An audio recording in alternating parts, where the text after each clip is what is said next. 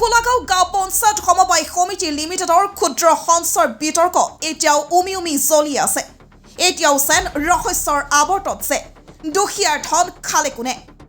ৰাণী ফুলাগাঁও গাঁও পঞ্চায়ত সমবায় সমিতি লিমিটেডত প্ৰধানমন্ত্ৰীগৰাকীৰ না খাওঁগা না খানেদুংগা নীতি ধোৱা চাঙত।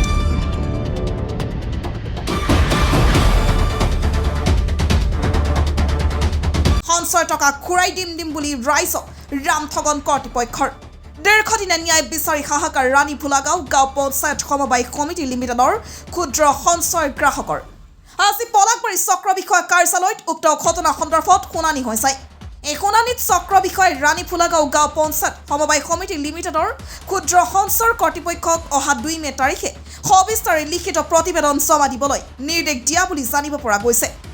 পলাকবাৰী চক্ৰ বিষয়া কাৰ্যালয়ত উক্ত সমস্যাৰ সমাধানৰ অৰ্থে একত্ৰিত হোৱা ভুক্তভোগী ৰাইজে সাংবাদিকৰ আগত প্ৰকাশ কৰিছে, ইমানৰ পিছতো যদি ৰাইজে ন্যায়ৰ মুখ নেদেখে তেন্তে ভুক্তভোগী ৰাইজে গণতান্ত্ৰিকভাৱে তীব্ৰ আন্দোলন কৰিবলৈ বাধ্য হ'ব।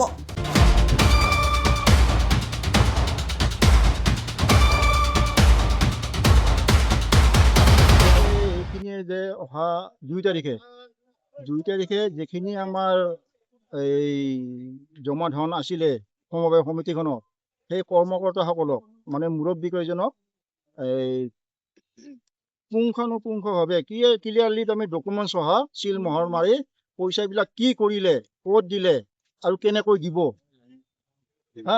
জমাকৰ্তাসকলক কেনেকৈ দিব, এই বিষয়ে তাৰমানে অহা 2 তাৰিখে তেখেতসকলে জনাব লাগিব। আৰু জনাৰ পিছত বাইদেৱে মানে ডিচিশ্যন ল'ব। যদি নিদিয়ে তেখেতসকলে কৈ আছে যে মাটি বিক্ৰী দিম।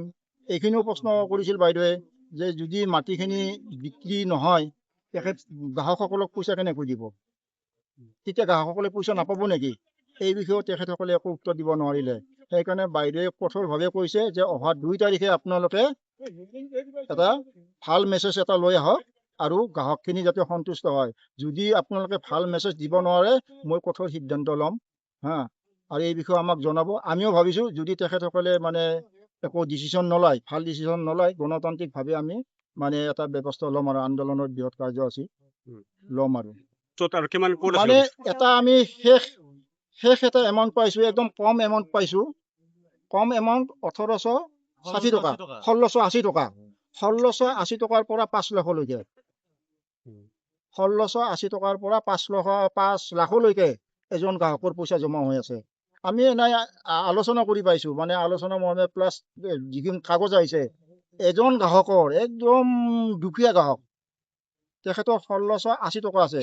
সেই 1680 টকাটো তেখেতসকলে ঘূৰাই দিব পৰা নাই। এইটো মানে আমি কম ফিগাৰ পাইছোঁ, আমাক ফিগাৰত জনোৱা মতে। আৰু বাকী 5 লাখলৈকে পাইছোঁ, হায়েষ্ট 5 লাখলৈকে পাইছোঁ এজনৰ। আৰু পাইছোঁ সভাপতিজনক, তেখেতসকল পলাই আছিলে, মানে অফিচত নাহে।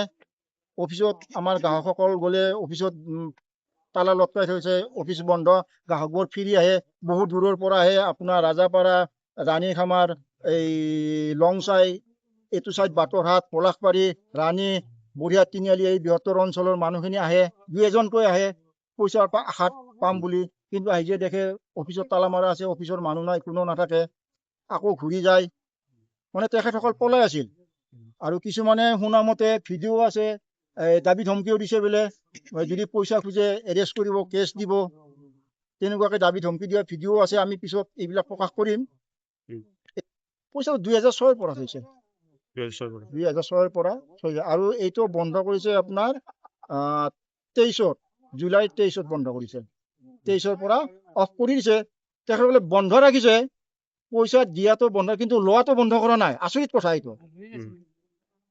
কিন্তু তেখেতসকলে গ্ৰাহকৰ পৰা পইচা লোৱাটো কিন্তু বন্ধ কৰা, এইটোৱে ভাবিবলগীয়া কথা।